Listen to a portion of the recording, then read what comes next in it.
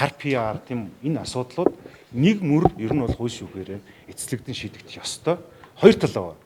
Нэг тал нь үнэхээр гүтгэж байгаа юм бол тэр гүтгэж байгаа хүн бол хууль зөрчиж байгаа учраас хариуцлага авах ёстой. Хүлээх ёстой. Нөгөө тал нь үнэхээр тэр гүтгэж байгаа гэж ярьж байгаа зүйл дотор тодорхой хэмжээгээр хариуцлагатай холбоотой хууль зөрчсөн асуудал байх юм бол тэр хүн хариуцлага хүлээх ёстой. Монгол улсын хууль шүүхийн өмнө 2 үнэн байхгүй, 3 үнэн байхгүй. Тийм учраас нэг л үнэн гарцсан намын одоо гişүүд шаардж байгаа.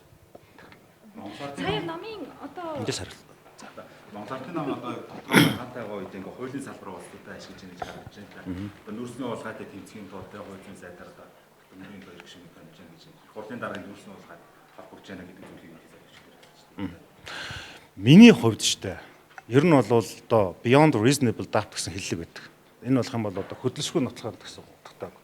Альва шүүх шийдвэр гаргахтаа, альва одоо шүүх шийдвэр гаргахтаа хөдөлшгүй нотлох баримтан дээр тулгуурлаж энэ хууль зүйн бүх фактыг нь буюу одоо гэмт хэргийн бүрдлэг гэсэн ойлголт байгаа байхгүй юу? Объект, объектив, субъектив гэсэн. Гэмт хэргийн бүрдлийг хангасан зүйл дээр гэмт хэрэг дээр бол одоо энэ бол шүүхээр шийдэгдэх ёстой байдаг. Энэ утгаараа бол харин ч магадгүй энэ талтаа бол одоо хууль шүүхээр шалгуулад авах нь нэрээ цэвэрлэх буруугүй байсан юм а гэдгээ нотлох боломж. Тийм учраас ямар нэгэн байдлаар одоо үнэхээр л гэмт хэрэг үйлдээгүй хийгээгүй хүн болвол шалгуулахаас хизээч одоо имэж айж одоо болохгүй л гэсэн би тийм л бодолтой байдаг. Тийм учраас бол энэ нэгэнт олон нийтэд эргэлзээ төрүүлсэн асуудал дээр эцсийг нь үзэх ёстой. Эцсийн үр дүнг нь тавих ёстой. Талууд бол энэ дээр бол хууль зүйн хувьд бол тал талаас аргументаа дэвшүүлэх ёстой. Гэхдээ харамсалтай эдгээр асуудлуудыг ер нь аль ч тал нь улс төрийн оноо авах зорилгоор явж болох одоо нөхцөл үүссэн.